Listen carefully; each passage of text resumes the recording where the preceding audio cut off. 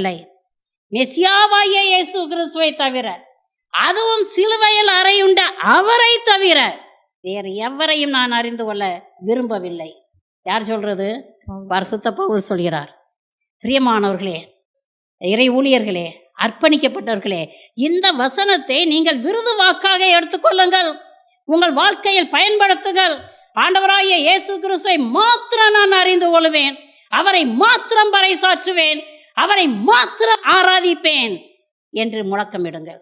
அப்போ இந்த இந்தியா இயேசுவுக்கு சொந்தமாகும். அல்லேலூயா, அல்லேலூயா, அல்லேலூயா, அல்லேலூயா.